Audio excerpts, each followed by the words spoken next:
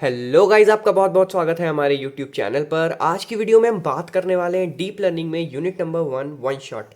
इस वीडियो के अंदर हम यूनिट 1 डीप लर्निंग के वो सारे टॉपिक्स कवर करने वाले हैं जो आपके सिलेबस में दे रखे हैं, AKTU के सिलेबस में बेसिकली जो दे रखे हैं टॉपिक्स। यहाँ पे जो सारी वीडियो के अंदर मैं कवर करूंगा वो यहाँ पे लिखे हुए हैं। सबसे पहले हमारा introduction to ML, next SVM perceptrons and logistic regression, फिर हम बात करेंगे शैलो नेटवर्क कंप्यूटर्स के बारे में, then loss function, back propagation, then stochastic gradient descent and at last we will talk about neural network as universal function approximates. इसमें से most predicted question जो आपको एग्जाम में 10 नंबर से 7 नंबर के बीच देखने को मिल सकते हैं। सबसे पहला है आपको SVM मिल सकता है, ठीक है। शैलो नेटवर्क कंप्यूटर्स के बारे में आपसे पूछ सकते हैं एग्जाम में। बैक प्रोपोगेशन एक इंपॉर्टेंट टॉपिक है, इससे भी आपको क्वेश्चन आ सकता है। स्टोकेस्टिक ग्रेडियंट डिसेंट और neural network as universal function approximate, ये इंपॉर्टेंट टॉपिक्स हैं, आपको एग्जाम में डेफिनेटली पढ़ के जाने हैं। इनमें से आपको क्वेश्चन मिल सकते हैं और ये जितने टॉपिक्स यहाँ पे लिखे हुए हैं इनमें से एटलीस्ट 30 to 40 मार्क्स का कंटेंट आपको एग्जाम में देखने को मिल जाएगा। सो बिना टाइम वेस्ट किए हुए स्टार्ट करते हैं हमारे पहले टॉपिक के साथ, that is introduction to ML। So basically ML क्या होता है, कैसे काम करता है, इसका कुछ बेसिक आइडिया आपको पहले से होगा, फिर भी मैं बेसिक डेफिनेशन डिस्कस कर लेता हूँ। ML is a field of AI that allows computer to learn and make prediction or decision based on data। ML हमारे AI की एक ऐसी फील्ड है जो कंप्यूटर को अलाउ करती है कि वो डेटा के बेसिस पे लर्निंग कर सके या फिर प्रिडिक्शंस निकाल सके या फिर डिसीजंस ले सके, ठीक है। ML basically works on the principle of identifying patterns and learn from experience। So basically ML जो है वो दो कोर प्रिंसिपल्स पे काम करती है। सबसे पहला प्रिंसिपल कि वो एक्सपीरियंस के अकॉर्डिंग लर्निंग प्रोवाइड करती है मशीन्स में, ठीक है। मशीन लर्निंग का काम यही होता है कि एक्सपीरियंस के बेसिस पे हमारी मशीन अगर लर्न कर रही है तो मतलब वो मशीन लर्निंग ही काम कर रही है वहाँ पे हमारी, ठीक है। सेकंड क्या है प्रिंसिपल इसका कि आइडेंटिफाई पैटर्न्स, यानी कि जो भी पैटर्न्स हैं हमारे डेटा के अंदर उनको आइडेंटिफाई करना, ठीक है, और उन्हें आइडेंटिफाई करके उनके बेसिस में प्रेडिक्शंस जनरेट करना, यही हमारा ML का कोर प्रिंसिपल होता है, ठीक। नेक्स्ट हम बात करेंगे टाइप्स ऑफ मशीन लर्निंग। तो सबसे पहले टाइप है हमारा सुपरवाइज लर्निंग, फिर है हमारा अनसुपरवाइज लर्निंग और देन है हमारा री इन्फोर्समेंट लर्निंग। तो आप लोगों को मैंने ऑलरेडी AI की प्लेलिस्ट जब मैं बना रहा था तब भी मैंने बताया था, ML की प्लेलिस्ट जब मैंने बनाई थी वहाँ पे भी मैंने डिस्कस किया हुआ है मशीन लर्निंग के टाइप्स को काफ़ी ज़्यादा डिटेल में। सो जो चीज़ें ऑलरेडी हम लोग पढ़ चुके हैं उनको मैं बहुत ज़्यादा इन डेप्थ नहीं पढ़ाऊँगा। जो चीज़ें हम लोगों के लिए रिक्वायर्ड हैं अभी एग्जाम के पॉइंट ऑफ व्यू से उनको हम बस रिवाइज करते हुए चलेंगे। अगर हम पढ़ चुके हैं, अगर हमने नहीं पढ़ी है तो हम उनको इन डेप्थ समझते हुए आगे बढ़ेंगे, ठीक है। सो अभी अगर हम बात करें सुपरवाइज लर्निंग की, देन इसकी डेफिनेशन यहाँ पे लिखी हुई है, it involves learning from labelled data. So basically जहाँ पे हमारा लेबल्ड डेटा प्रोवाइड किया जाता है as a data set to train the model and to test the model, वहाँ पे हमारी सुपरवाइज लर्निंग काम करती है, ठीक है। Models task is to predict the output from the given input based on the past data. यहाँ पे मॉडल का क्या काम होता है, यहाँ पे मॉडल का एक सिंपल सा टास्क होता है कि उसको आउटपुट प्रिडिक्ट करना होता है किसी भी इनपुट डेटा का उसके पास्ट डेटा के बेसिस पे, यानी कि जो भी उसकी लर्निंग है उसके बेसिस पे एक आउटपुट प्रिडिक्ट करना होगा किसी भी गिवन इनपुट के लिए, ठीक है। तो ये हमारी बेसिकली सुपरवाइज लर्निंग है। अगर मैं ओवरऑल समझाऊं तो सुपरवाइज लर्निंग का जैसे कि नाम है यहाँ पे एक सुपरविजन होता है, यानी कि आउटपुट हमें पता होता है, हमें इनपुट पता होता है और हम इनपुट से आउटपुट को प्रिडिक्ट करने की कोशिश करते हैं, ठीक है। तो ये हमारी सुपरवाइज लर्निंग होती है। Predicting house prices based on historical price data and house feature, ठीक है। मतलब कि किसी भी घर के प्राइस को प्रिडिक्ट करना उसकी जो भी हिस्टोरिकल प्राइसेस थी उसके डेटा के अकॉर्डिंग और घर के जो फीचर्स हैं उसके अकॉर्डिंग, ठीक है। तो ये हमारा सिंपल सा एग्जांपल है सुपरवाइज लर्निंग का। देन आता है हमारा unsupervise learning. It involves learning pattern from data without labelled responses. मतलब यहाँ पे कोई भी लेबल्ड डेटा प्रोवाइड नहीं किया जाता है, यानी कि यहाँ पे हमें आउटपुट नहीं पता होता है कि हमें क्या चाहिए, एंड प्रोडक्ट हमारा क्या होना चाहिए। बस हम इनपुट लेते हैं और उस पर काम करते हैं ताकि हम एक मोस्ट रिक्वायर्ड आउटपुट को जनरेट कर सकें, ठीक है। Model looks for structure in the data. So basically data के अंदर हमारा क्या स्ट्रक्चर है उसके अकॉर्डिंग ये रिस्पॉन्ड करता है, उसके अकॉर्डिंग ये प्रिडिक्ट करता है आउटकम हमारा, ठीक है। Grouping customers based on purchasing behaviour. जो कस्टमर्स हैं उनके परचेजिंग बिहेवियर के अकॉर्डिंग उन्हें ग्रुप करना एक तरीके से अनसुपरवाइज लर्निंग के अंदर आता है हमारा। नेक्स्ट है हमारा reinforcement learning. Model learns by interacting with an environment, receiving rewards और penalties based on its action. So basically reinforcement learning का क्या मतलब होता है, यहाँ पे जो मॉडल है हमारा वो इन्वायरमेंट के साथ इंटरैक्ट करता है और अपने प्रिडिक्शंस के अकॉर्डिंग, यानी कि जो भी वो प्रिडिक्ट कर रहा है इंटरैक्ट करने के बाद, उसके अकॉर्डिंग वो रिवॉर्ड्स या फिर पेनल्टीज को फेस करता है, जिससे कि उसे समझ आता है कि हाँ ये प्रिडिक्शन मेरा सही था और ये प्रिडिक्शन मेरा गलत था। ठीक है, example training a robot to walk और a program to play chess by learning from each move. Chess का गेम बहुत ही अच्छा एग्जाम्पल है रीइंफोर्समेंट लर्निंग का। मूव्स जिस तरीके से चलता है, हमारा जो कंप्यूटर है वो अपनी मूव्स को ओपोनेंट की मूव्स के अकॉर्डिंग देखता है कि क्या सही मूव उसने चली है या फिर नहीं चली है, तो उन मूव्स को वो एडजस्ट करते हुए उन मूव्स को इम्प्रूव करता रहता है उसी लर्निंग के बेसिस पे। तो ये एक तरीके से हमारा रीइंफोर्समेंट लर्निंग के अंदर आता है। सो बेसिकली अगर ओवरऑल डिफरेंसेस देखें हम सुपरवाइज, अनसुपरवाइज और रीइंफोर्समेंट में, तो यही कोर डिफरेंस है कि सुपरवाइज में हमें लेबल्ड डेटा दिया होता है, यानी कि हमें पता होता है कि क्या आउटपुट चाहिए हमें और हम उस आउटपुट के लिए काम करते हैं। अनसुपरवाइज में अनलेबल्ड डेटा होता है हमारे पास, यानी कि वहाँ पे जो भी डेटा मिलता है उसके अंदर से कोर कुछ फीचर्स निकाले जाते हैं और उन फीचर्स के बेसिस पे प्रिडिक्शन किया जाता है। नेक्स्ट आता है हमारा रीइंफोर्समेंट लर्निंग। इसमें क्या होता है, इसमें लिमिटेड डेटा एक्सेस होता है, यानी कि इनकम्प्लीट डेटा बेसिकली प्रोवाइड किया जाता है जिससे कि कंप्लीट आउटकम को प्रिडिक्ट करने में हेल्प हो सके। ठीक है, सो ये बेसिकली 3 कैटेगरीज हैं मशीन लर्निंग के अंदर। नेक्स्ट हम बात करेंगे की कॉन्सेप्ट्स इन मशीन लर्निंग। मशीन लर्निंग के अंदर कुछ की कॉन्सेप्ट होते हैं जो आपको पता होने चाहिए, और एग्जाम में अगर 10 नंबर का क्वेश्चन है तो आप डेफिनेटली थोड़ा एक्सैजरेट करने के लिए इन चीज़ों को ऐड कर सकते हो। सबसे पहले आता है हमारा training process, where ML model learns from the input data. ऐसा प्रोसेस जहां पे एमएल मॉडल हमारे डेटा से, इनपुट डेटा से लर्निंग कर सके, वो होता है ट्रेनिंग। ठीक है, a model is shown as example along with the correct answers outputs to adjust the internal parameters weights। So basically यहाँ पे सुपरवाइज लर्निंग, मशीन लर्निंग की बात हो रही है। ठीक है, एक तरीके से यहाँ पे मॉडल को कुछ एग्जांपल्स प्रोवाइड किए जाते हैं, यानी कि इनपुट डेटा फीड किया जाता है along with the correct answer, उनके करेक्ट आंसर्स यानी कि आउटपुट्स भी प्रोवाइड किए जाते हैं ताकि वो इंटरनल पैरामीटर यानी कि वेट्स को अकॉर्डिंगली एडजस्ट कर सकें ज़्यादा बेटर प्रिडिक्शंस करने के लिए। ठीक है, सो ये बेसिकली हमारा ट्रेनिंग फेज होता है। नेक्स्ट आता है हमारा टेस्टिंग।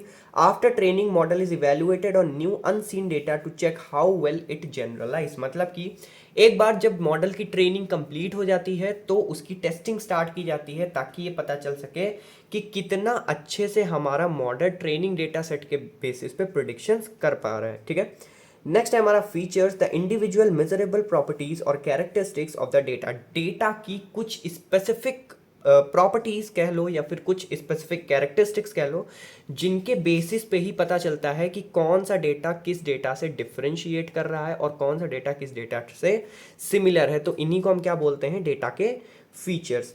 नेक्स्ट है target, the output variable the model is trying to predict.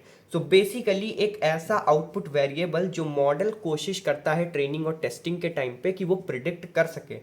Output, जिस आउटपुट को प्रिडिक्ट करना है वो हमारा क्या होता है, टारगेट। ठीक है, नेक्स्ट है model, mathematical representation of the relationships between input features and the target. So basically model क्या है हमारा, एक मैथमेटिकल रिप्रेजेंटेशन है किसके बीच की रिलेशनशिप का, फीचर्स और टारगेट के बीच की रिलेशनशिप का। ठीक है, सो ये बात हो गई एमएल की। अब हम नेक्स्ट टॉपिक पे चलेंगे, that is SVM, perceptrons and logistic regression. तो सबसे पहले हम बात करेंगे एसवीएम यानी कि सपोर्ट वेक्टर मशीन्स की। बहुत इंपॉर्टेंट टॉपिक है, इस पे से क्वेश्चन 95% एग्जाम्स में आते हैं और पूछे भी जाएंगे। ठीक है, चाहे आप एमएल का एग्जाम दे रहे हो, चाहे आप एआई का एग्जाम दे रहे हो, चाहे आप डीप लर्निंग का एग्जाम दे रहे हो, ये क्वेश्चन मोस्ट फेवरेट क्वेश्चन है और मोस्ट आस्क्ड क्वेश्चन है। ठीक है, सबसे पहले बात करेंगे एसवीएम क्या होता है। देखो, अगर इसकी डीप में, डेप्थ में वीडियो पढ़नी है, ठीक है, यानी कि डेप्थ में समझना है कि एसवीएम किस तरीके से काम करता है, क्या होता है, तो मैंने जब एआई पढ़ाया था, नहीं, जब मैंने एमएल पढ़ाया था वहाँ पे मैंने एसवीएम को बहुत ज़्यादा डिटेल में पढ़ाया हुआ है, तो आप वहाँ पे जाके इसको डिटेल में देख सकते हो। यहाँ पे हम लोग ओवरऑल डिस्कस करेंगे कि एसवीएम होता क्या है। अगर आपको नहीं पता है एसवीएम के बारे में पहले से भी, तब भी कुछ कोर कॉन्सेप्ट यहाँ पे आपको समझ में आ जाएंगे। ठीक है, सो स्टार्ट करते हैं। These are supervise learning models used for classification and regression. So basically classification और रिग्रेशन के लिए एसवीएम का यूज किया जाता है। They find the optimal boundary hyperplane that best separate the different classes. Support vector machines का काम क्या होता है, ये क्या करते हैं, ऑप्टिमल बाउंड्री फाइंड करते हैं। ठीक है, हाइपर प्लेन फाइंड करते हैं जो दो अलग अलग क्लासेस को सेपरेट करता है। ठीक है, डिफरेंशिएट करता है। जैसे कि यहाँ पे आपको एग्जांपल में दिख रहा है, ये हमारी वाई एक्सिस है, ये हमारी एक्स एक्सिस है। ठीक है, ये एक 2D ग्राफ प्लॉट है यहाँ पे। अब यहाँ पे क्या हो रहा है, ये हमारी क्या है, हाइपर प्लेन, या फिर आप कह सकते हो ये हमारी है ऑप्टिमल बाउंड्री। ये बाउंड्री सेपरेट कर रही है दो डेटा सेट को, एक सर्कुलर डेटा सेट है हमारा और एक स्क्वायर डेटा सेट, ठीक है। इन दोनों को सेपरेट करने का काम ये ऑप्टिमल बाउंड्री कर रही है।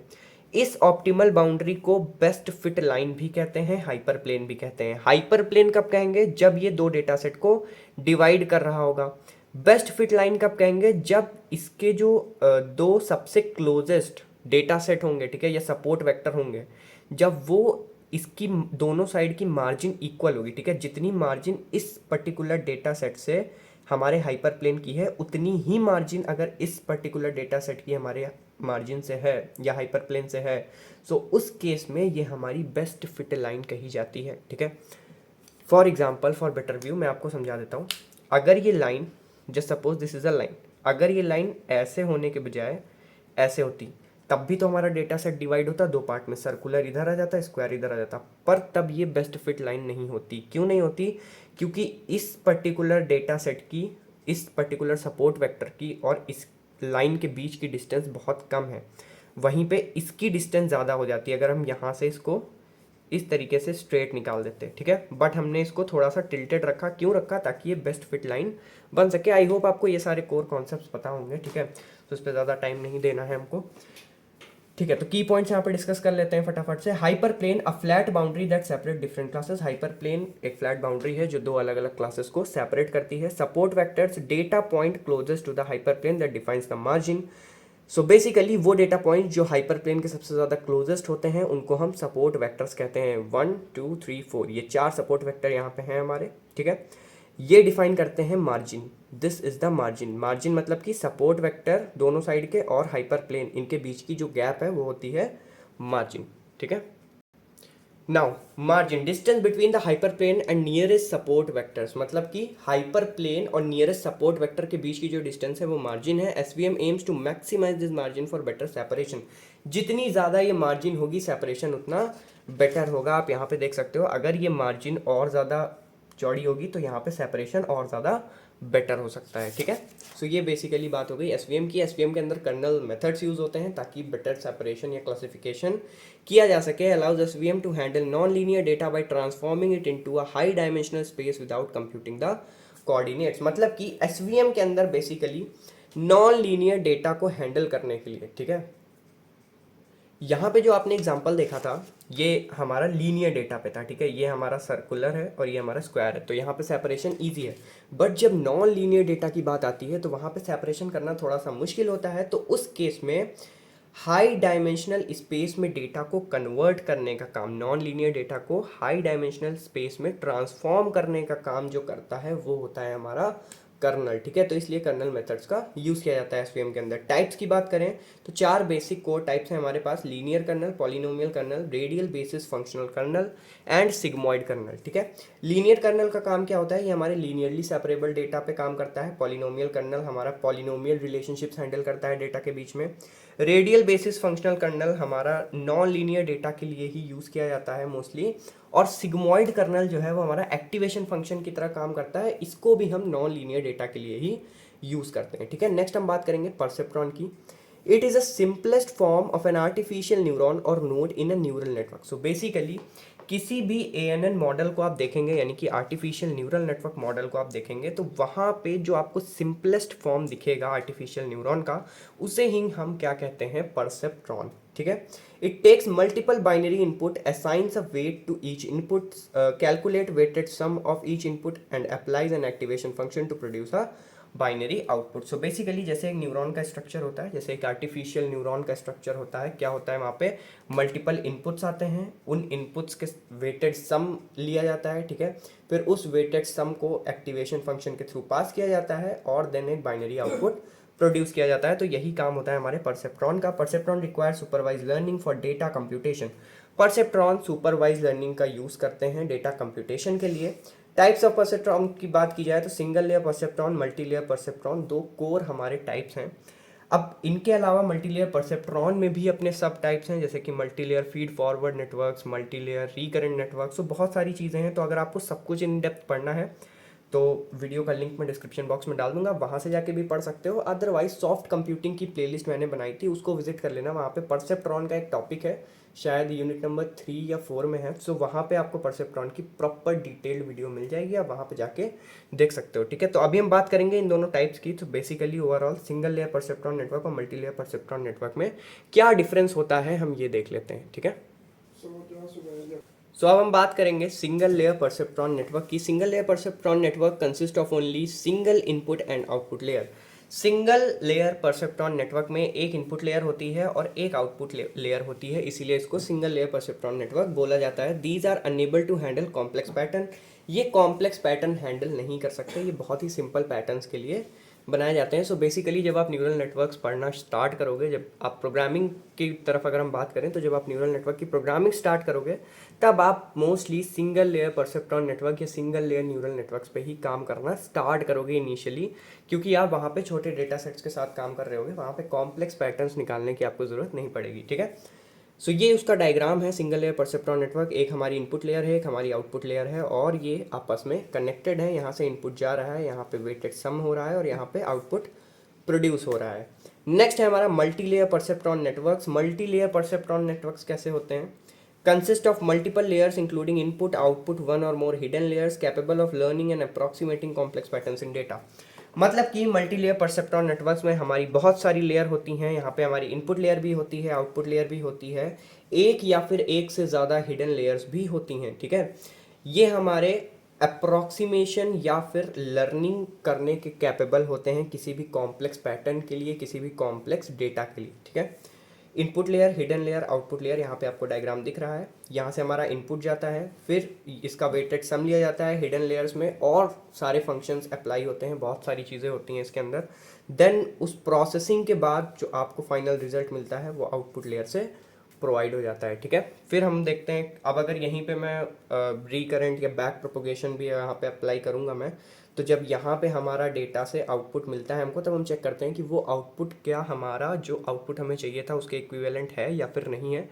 अगर नहीं है तो हम वापस से फीड बैकवर्ड करते हैं, और इस बार बैकवर्ड में जाके हम वेट्स को चेंज करते हैं, दोबारा से कंप्यूटेशन करते हैं, और फिर से हम चेक करते हैं जब तक हमें अप्रॉक्सीमेट डेटा नहीं मिल जाता, ठीक है। तो ये बैक प्रोपोगेशन की बात है। अभी हम लोग बैक प्रोपोगेशन भी इन डेप्थ डिस्कस करेंगे आगे, ठीक है। तो अभी बात करते हैं लॉजिस्टिक रिग्रेशन की।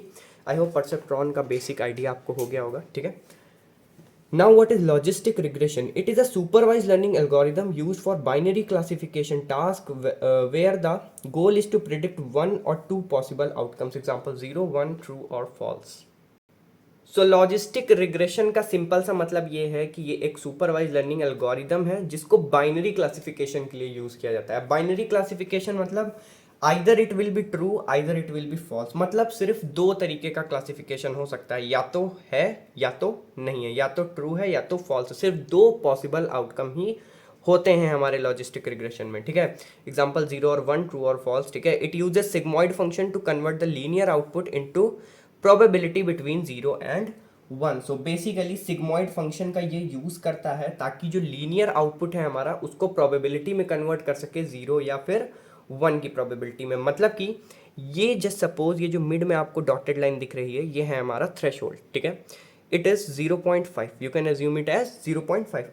अगर 0.5 या उससे ज़्यादा वैल्यू है, ठीक है, 0.6, 0.7, 0.88, 0.89, समथिंग लाइक दैट, यानी कि 0.5 से लेके 0.99999 तक जो भी वैल्यू होगी उसको ट्रू कंसीडर किया जाएगा, यानी कि उसको 1 कंसीडर किया जाएगा। सिग्मॉइड फंक्शन का यही काम होता है, ठीक है। नेक्स्ट 0.5 से 0 के बीच में जो भी वैल्यूज होंगी वहाँ पे हमारा जो आउटपुट आएगा वो फॉल्स आएगा, यानी कि 0 आएगा। सो ये हमारा सिग्मॉइड फंक्शन का काम होता है। इससे ही क्या होता है, हमारा जो भी आउटपुट आता है उसकी प्रोबेबिलिटी को हम डायरेक्टली 0 या 1 में कन्वर्ट कर लेते हैं, और उसके अकॉर्डिंग ट्रू या फॉल्स एज अ रिजल्ट हमें मिल जाता है लॉजिस्टिक रिग्रेशन के अंदर, ठीक है। By modeling the relationship between features and the outcome using a linear model and the sigmoid function, it predict the probability of a data point belonging to a certain class. So basically जो चीज़ हमने अभी यहाँ पे पढ़ी वही चीज़ यहाँ पे लिखी हुई है। मतलब कि ये जो है रिलेशनशिप बताता है, रिलेशनशिप मॉडल करता है फीचर्स और आउटकम्स के बीच में लीनियर मॉडल और सिग्मॉइड फंक्शन का यूज़ करते हुए, जिससे कि होता क्या है एट द एंड हमें ये पता चलता है कि जो भी हमारा पर्टिकुलर डेटा पॉइंट है वो डेटा पॉइंट हमारा किसी क्लास से बिलोंग कर रहा है या फिर नहीं बिलोंग कर रहा है। ठीक है, यहाँ पे या तो हाँ या तो ना, बस दो जवाब हैं यहाँ पे, या तो ट्रू या तो फॉल्स। तो या तो वो बिलोंग करेगा पर्टिकुलर डेटा पॉइंट सेट से या फिर बिलोंग नहीं करेगा क्लास से। ठीक है, तो यही रिजल्ट हमारा बताता है लॉजिस्टिक रिग्रेशन, यही यहाँ पे लिखा हुआ है। अगर हम पाइथन में एल्गोरिदम की बात करें तो हमें कुछ लाइब्रेरीज चाहिए होती हैं लाइक नमपाई, पांडा एक्सेट्रा। इन लाइब्रेरीज का यूज़ करते हैं हम लॉजिस्टिक रिग्रेशन के लिए। इसके बाद सेकंड स्टेप है हमारा load the pre loaded data set, यानी कि हमें डेटा सेट चाहिए होगा ताकि हम ट्रेनिंग प्रोवाइड कर सकें। Split data set into feature matrix and target vector. Feature matrix क्या होती है? Contain all independent variable. Feature matrix में जो भी हमारे इंडिपेंडेंट वेरिएबल्स हैं वो होते हैं, टारगेट वेक्टर में हमारे डिपेंडेंट वेरिएबल्स होते हैं। ठीक है, split data set into training and testing set. Example 80% for training and 20% for testing. मतलब कि यहाँ पे क्या हो रहा है, हमारा जो डेटा सेट हमने टोटल लिया है, ठीक है, मॉडल को ट्रेन करने के लिए, उसको दो पार्ट में हम डिवाइड करेंगे। फॉर एग्जांपल 80% डेटा हम रख लेंगे ट्रेनिंग के लिए और 20% हम रख लेंगे ताकि ट्रेनिंग के बाद हम मॉडल की टेस्टिंग कर सकें।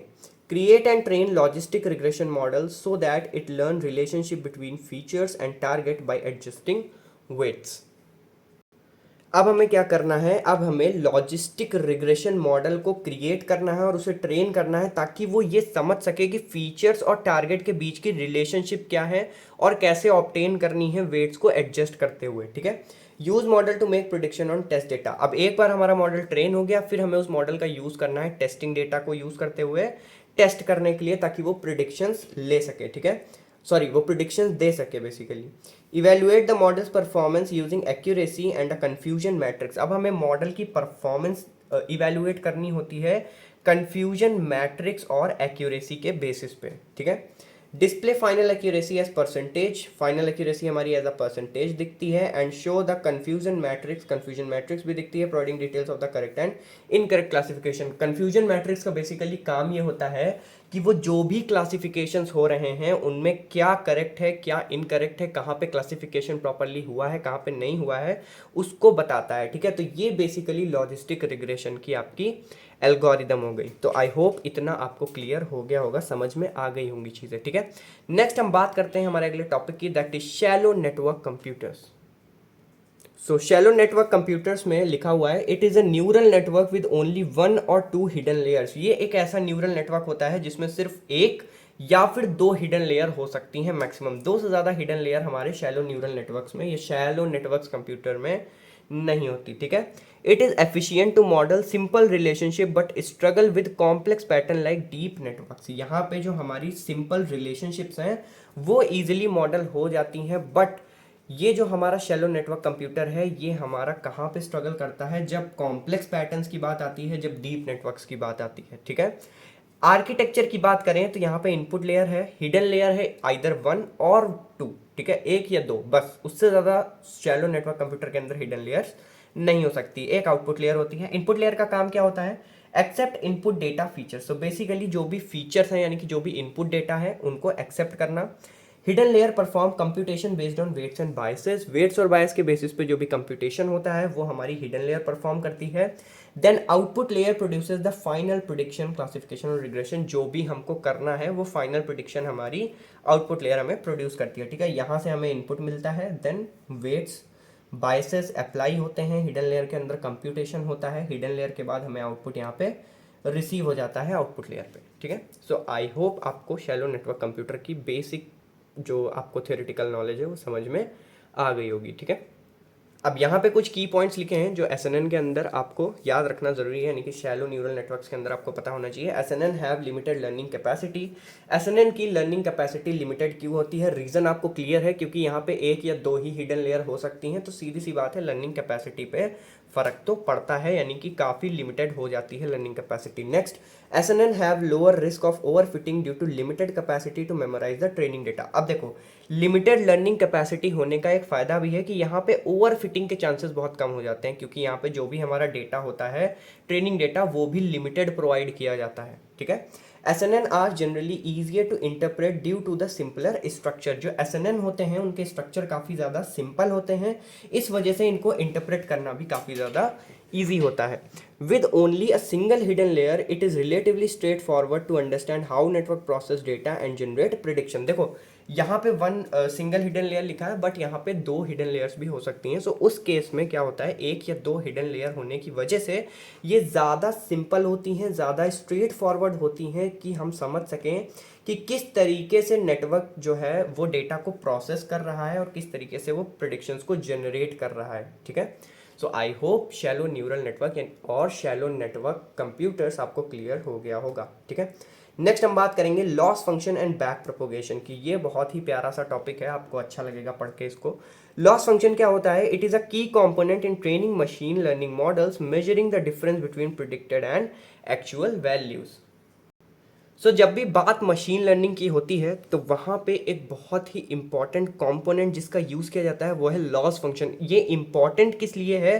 क्योंकि जो भी हमारा प्रिडिक्टेड डेटा है और जो एक्चुअल डेटा है, यानी कि प्रिडिक्टेड वैल्यू जो आई है और जो एक्चुअल वैल्यू आनी चाहिए थी, उसके बीच में क्या डिफरेंस है, यानी कि टोटल जो एरर टर्म है ERROR, एरर टर्म को फाइंड करने का काम करता है लॉस फंक्शन, या फिर आप उस एरर टर्म को ही लॉस फंक्शन कह सकते हो। ठीक है, basically it quantifies how well और poorly a model is performing. अब एरर कितनी आई है इससे हमें ये पता चलता है कि कितना पुअरली हमारा मॉडल काम कर रहा है या कितना अच्छे से हमारा मॉडल काम कर रहा है। ठीक है, the goal is to minimize this loss function to improve prediction accuracy. सीधी सी बात है, अगर आप एरर को रिड्यूस कर दोगे तो एक्यूरेसी बढ़ जाएगी, यानी कि जितना हमारा लॉस फंक्शन रिड्यूस होगा, जितना ज़्यादा मिनिमम होगा, प्रिडिक्शन एक्यूरेसी उतनी ज़्यादा इंक्रीज होगी। ठीक है, टाइप्स ऑफ लॉस फंक्शन की बात करें तो रिग्रेशन लॉस फंक्शन सबसे पहले आता है हमारा, जिसमें कि हमारे तीन बेसिक टाइप्स हैं: mean squared error that is MSE, mean absolute error MAE and Huber loss.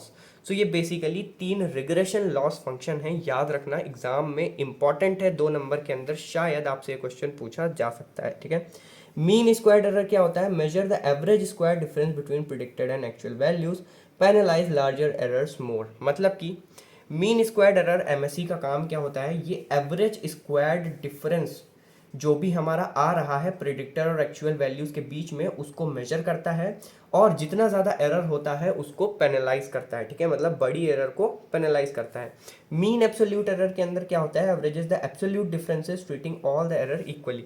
यहाँ पे एब्सोल्यूट डिफरेंस निकाला जाता है और कैसी भी एरर हो, बड़ी एरर हो, छोटी एरर हो, इक्वली ट्रीट किया जाता है, यानी कि कैसे उसको वो ज़्यादा बेटर सॉल्व कर सकता है, उस तरीके से काम करता है। ठीक है, Huber loss combination of MSE and MAE, तो बेसिकली इन दोनों का कॉम्बिनेशन ही हमारा ह्यूबर लॉस होता है। नेक्स्ट आता है हमारा क्लासिफिकेशन लॉस फंक्शन। ये रिग्रेशन के अंदर है हमारे टाइप्स। ठीक है, लॉस फंक्शन के क्लासिफिकेशन के अंदर भी हमारे लॉस फंक्शन के टाइप्स हैं, that is binary cross entropy BCE and categorical cross entropy that is CCE।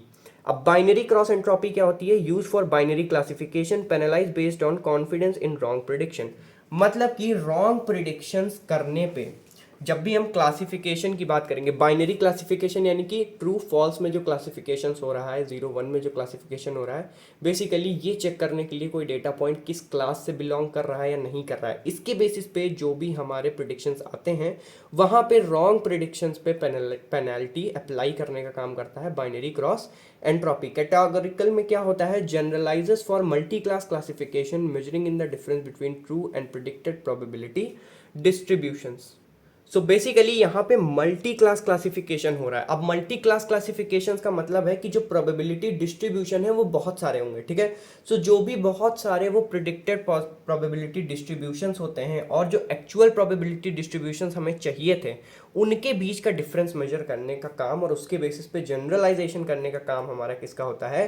Categorical cross entropy का, यानी कि CCE का। ठीक है, अब ये वैसे तो बहुत ज़्यादा इंपॉर्टेंट नहीं है। ठीक है, एग्जाम के पॉइंट ऑफ व्यू से अगर देखा जाए तो ये जो लॉस फंक्शन वाला टॉपिक है, ये शायद आपसे मैक्स टू मैक्स 2 नंबर में पूछा जाएगा, तो आप इतना डेप्थ में नहीं जाओगे, बट ये चीज़ें मैंने कवर करा दी हैं ताकि आपको कहीं ना कहीं दिमाग में हिट कर जाए अगर आप एग्जाम में लिख रहे हो तो। ठीक है, वाई मिनिमाइज लॉस। अब लॉस क्यों मिनिमाइज हमें करना चाहिए, तो पहली चीज़ तो मैं आपको क्लियर कर चुका हूँ, लॉस जितना मिनिमम होगा एक्यूरेसी उतनी ज़्यादा बेटर होगी। Minimising loss function make the model predict more accurate, ठीक है। This is done using optimisation algorithm like gradient descent which adjust the model parameter to reduce loss. हाँ, ग्रेडियंट डिसेंट बहुत important algorithm है, अभी आगे हम लोग ग्रेडियंट डिसेंट के बारे में अच्छे से पढ़ेंगे भी, ठीक है।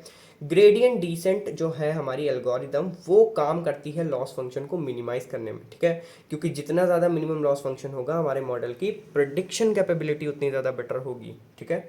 और ये पैरामीटर्स को एडजस्ट करती है ताकि ये लॉसेस को रिड्यूस कर सके। अभी हम ग्रेडियंट डिसेंट पढ़ेंगे तो वहाँ पे हम ये चीज़ें देखेंगे, ठीक है। अब बात करते हैं बैक प्रोपोगेशन की, जो हमारा अगला टॉपिक है। सो बेसिकली यहाँ पे लिखा हुआ है, it is an learning process in ANN where system adjust itself by comparing its output with the expected result and then adjust its internal parameter to minimise the difference, helping network improve its accuracy over time. Basically जो हमारा back propagation है वो एक ऐसा learning process है जिसमें कोई भी ANN यानी कि आर्टिफिशियल न्यूरल नेटवर्क क्या करता है, जो भी उसका प्रिडिक्टेड आउटपुट आया है उसको वो फाइनल आउटपुट से कंपेयर करता है। अगर वो अप्रॉक्सीमेट नहीं है तो उस केस में वापस से पीछे जाता है, यानी कि वापस से बैक प्रोपोगेट करता है, वेट्स को चेंज करता है, बाइसेस को चेंज करता है और फिर से कंप्लीट उसको एग्जीक्यूट करवाता है, फिर से उस पर कंप्यूटेशन कराता है और फिर से एक नए पैरामीटर्स के साथ एक नया आउटपुट प्रोवाइड करता है। फिर से अगेन ये प्रोसेस रिपीट होता है। अगर फिर से रिजल्ट जो हमें चाहिए वो रिजल्ट हमें नहीं मिला, उस केस में अगेन ANN बैक प्रोपोगेट करता है और फिर से ये पूरी साइकिल रिपीट होती है, ताकि हम टाइम जैसे जैसे ये बार बार रिपीट करता जाएगा टाइम के अकॉर्डिंग, उस अकॉर्डिंग क्या होता है, एक्यूरेसी हमारे सिस्टम की बढ़ती जाती है, ठीक है। इस वजह से ऐसा किया जाता है, इस वजह से बेसिकली बैक प्रोपोगेशन यूज़ किया जाता है, ठीक है। यहाँ पे डायग्राम में भी आपको ये चीज़ें दिख रही होंगी, x1 x2 xn, यहाँ से हमारे इनपुट आते हैं, ये हमारी इनपुट लेयर है। इनपुट आया, वेट आया, अप्लाई हुआ, ठीक है, बायसेस अप्लाई हुए, वेटेड सम बायसेस और वेटेड का सम यहाँ पे मिलेगा हमको हिडन लेयर पे। हिडन लेयर पे और सारे कंप्यूटेशन होते हैं। अब यहाँ पे एक हिडन लेयर मैंने बनाई है, इसका ये बिल्कुल मतलब नहीं है कि ये हमारा सिर्फ शैलो न्यूरल नेटवर्क पे काम करेगा, नहीं, यहाँ पे मल्टीपल हिडन लेयर्स हो सकती हैं, ये हमारे हर तरीके के आर्टिफिशियल न्यूरल नेटवर्क पे काम कर सकता है, ठीक है। नाउ जब हिडन लेयर पे कंप्यूटेशन होता है उसके बाद जो रिजल्ट हमें प्रोवाइड होता है आउटपुट लेयर पे, अब वो रिजल्ट अगर हमें जो रिजल्ट चाहिए था उसके बराबर है या बहुत ज़्यादा उसके अप्रॉक्सीमेट है तो उस केस में बैक प्रोपोगेशन नहीं होता, उस केस में उसी को हम फाइनल रिजल्ट मान लेते हैं।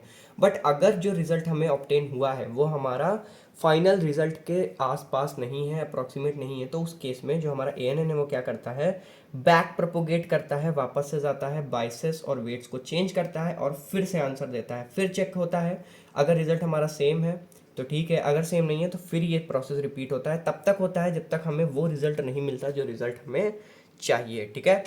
Initialise weight randomly to every input, feed forward pass, ठीक है। देखो यहाँ पे लिखा हुआ है बेसिक एल्गोरिदम कि किस तरीके से बैक प्रोपोगेशन काम करती है। यहाँ पे वेट हमें रैंडमली हर एक इनपुट लेयर पे मिल जाता है, ठीक है।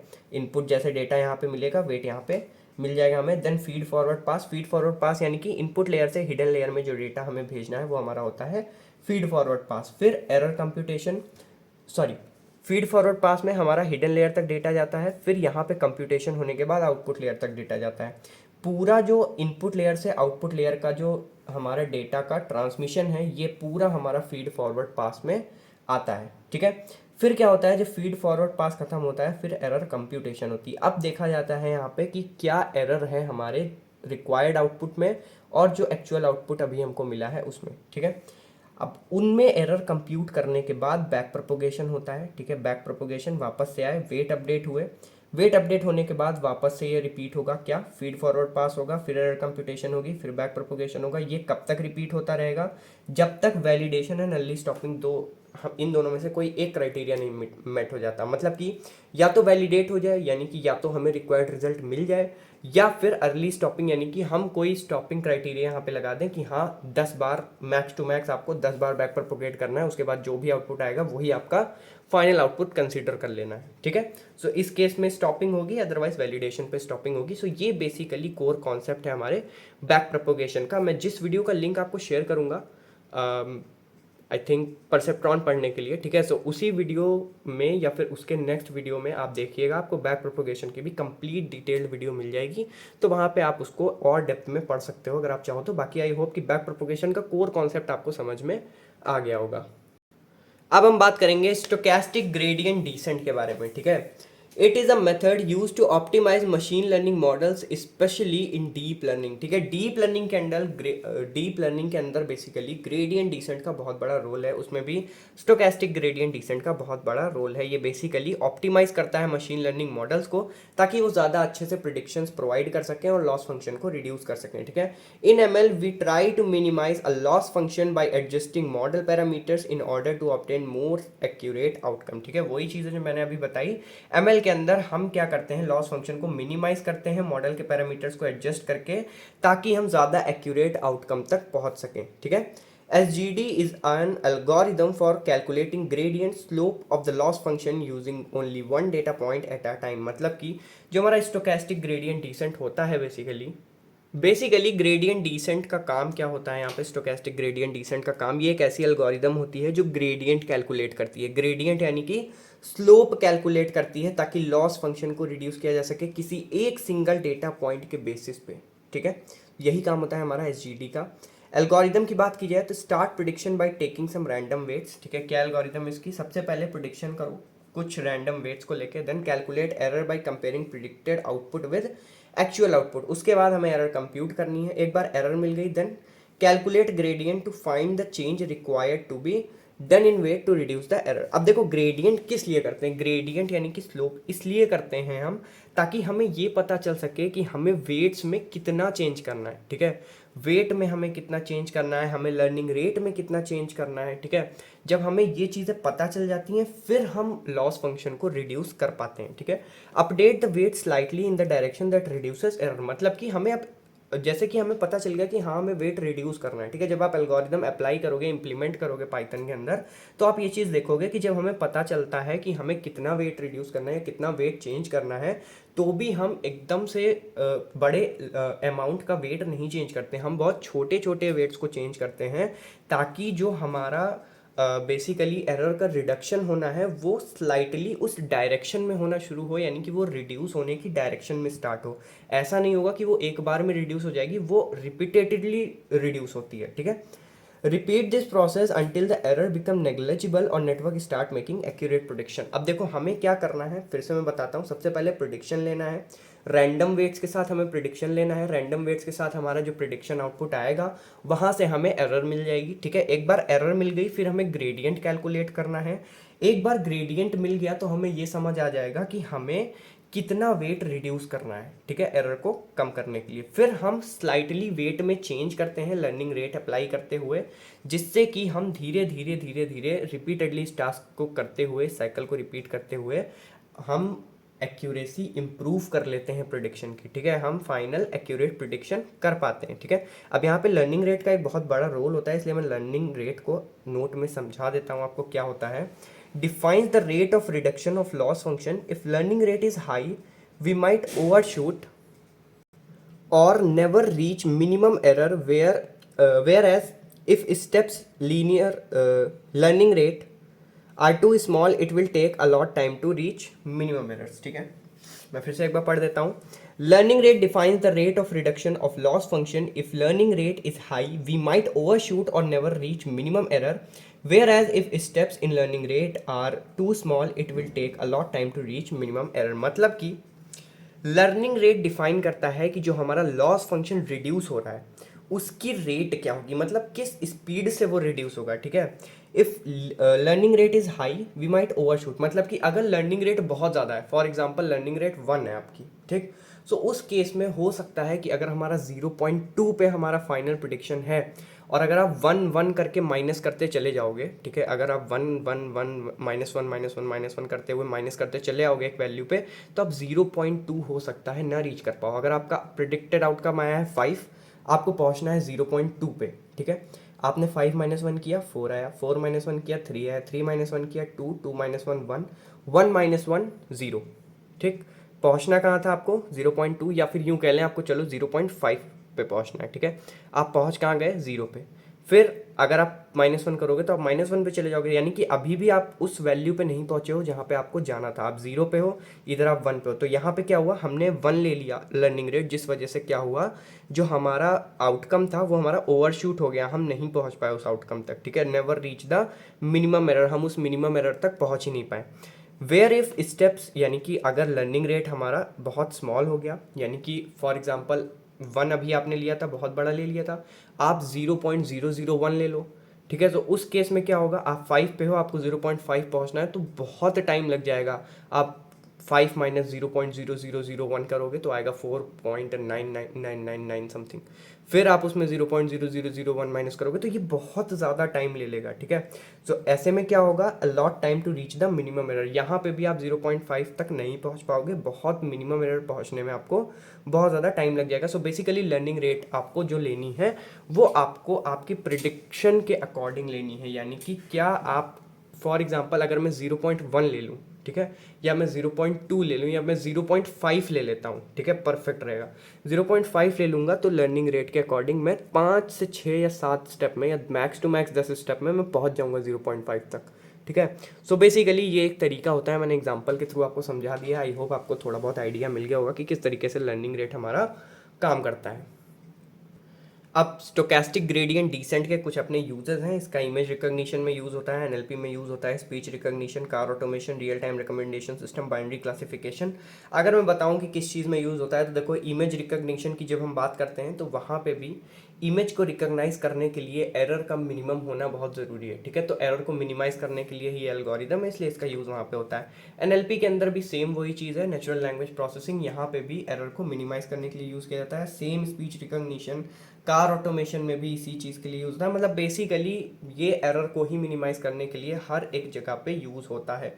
तो एप्लीकेशंस आपको लिखनी हो या आपको यूजर्स लिखने हो तो आप इनको लिख सकते हो। बात करते हैं अगले टॉपिक की, that is neural networks as universal function approximate. So ये बहुत इंपॉर्टेंट टॉपिक है, ये आपको 10 नंबर के अंदर एग्जाम में देखने को मिल सकता है, ठीक है। एंड ट्रस्ट में ये बहुत ज़्यादा इजी टॉपिक है, ठीक है। तो मैं अभी आपको समझा देता हूँ।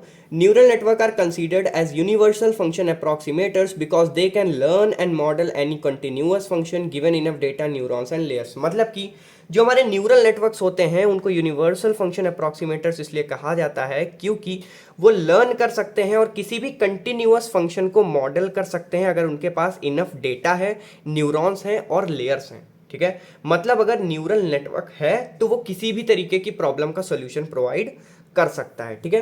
अ neural network can approximate any function to a desired level of accuracy whether it's a simple linear function और a complex non linear function.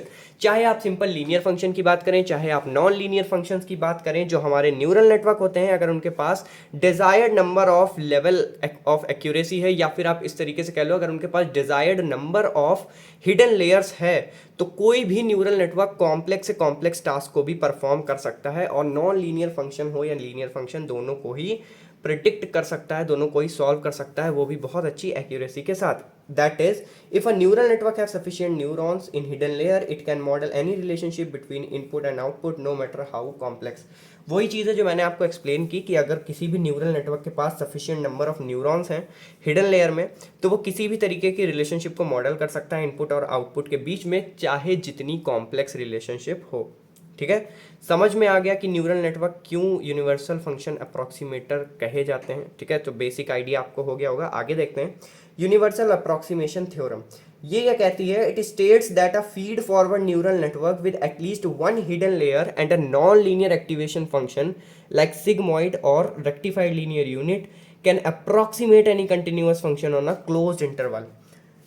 Universal approximation theorem ये स्टेट करती है कि कोई भी फीड फॉरवर्ड न्यूरल नेटवर्क, यानी कि जिसमें इनपुट लेयर्स हैं, हिडन लेयर्स हैं, आउटपुट लेयर्स हैं, जहाँ पे इनपुट डेटा लिया जाता है, हिडन लेयर में कंप्यूटेशन किया जाता है और फिर आउटपुट लेयर में डेटा प्रोवाइड किया जाता है। अगर ऐसा कोई न्यूरल नेटवर्क है जिसमें एटलीस्ट एक हिडन लेयर हो, एक नॉन लीनियर एक्टिवेशन फंक्शन हो, ठीक है। एक्टिवेशन फंक्शन आपके लीनियर भी होते हैं, नॉन लीनियर भी होते हैं। नॉन लीनियर में हमने सिग्मॉइड पढ़ा है, टेंजेंट पढ़ा है, tan h, ReLU पढ़ा है। सो ये सारे हमारे एक्टिवेशन फंक्शन हो गए नॉन लीनियर, यानी कि अगर एक हिडन लेयर है, एक एक्टिवेशन फंक्शन है एटलीस्ट, तो किसी भी तरह के कंटिन्यूअस फंक्शन को एक क्लोज्ड इंटरवल के बीच में अप्रोक्सीमेट करना या उसका सोल्यूशन निकालना पॉसिबल है हमारा यूनिवर्सल अप्रोक्सीमेशन थ्योरम के अकॉर्डिंग न्यूरल नेटवर्क के लिए।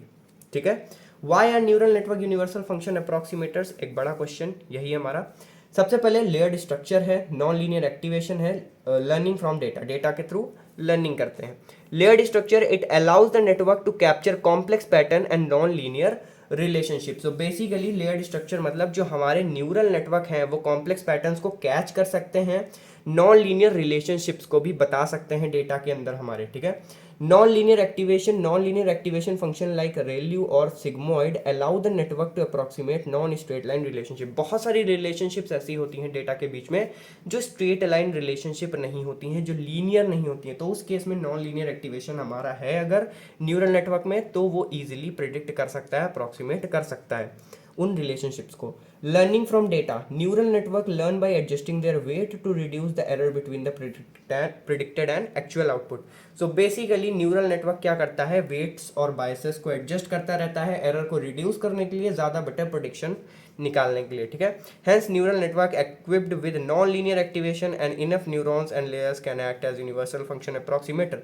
सो बेसिकली ये जो चीज़ें आपने पढ़ी, ये एक ही कॉन्सेप्ट को बार बार आपको रिपीट पे सुनाया जा रहा है। वो कॉन्सेप्ट क्या है, वो कॉन्सेप्ट इन 4 लाइनों में है, दैट इज न्यूरल नेटवर्क। अगर कोई न्यूरल नेटवर्क है उसमें कोई नॉन लीनियर एक्टिवेशन फंक्शन है और उसमें कुछ हिडन लेयर्स हैं और उन हिडन लेयर्स में रिक्वायर्ड नंबर ऑफ न्यूरॉन्स हैं, तो वो एक यूनिवर्सल फंक्शन अप्रोक्सीमेटर होगा। क्यों होगा, क्योंकि वो किसी भी तरह की यूनिवर्सल प्रॉब्लम का सॉल्यूशन प्रोवाइड कर सकता है। ठीक है, सो आई होप ये सारी चीज़ें आपको क्लियर हो गई होंगी। वीडियो थोड़ी लंबी हो गई है क्योंकि टॉपिक्स ज़्यादा थे, मैं ट्राई करूँगा नेक्स्ट वीडियो में थोड़े कंसाइज टॉपिक्स हम लोग रखेंगे। ठीक है, and thank you so much for your patience level. अगर आप यहाँ तक आए हो, thank you so much. Video को लाइक कर देना अगर वीडियो अच्छी लगी हो। That's all for this video, all the very best for the exams. Thank you so much for watching the video.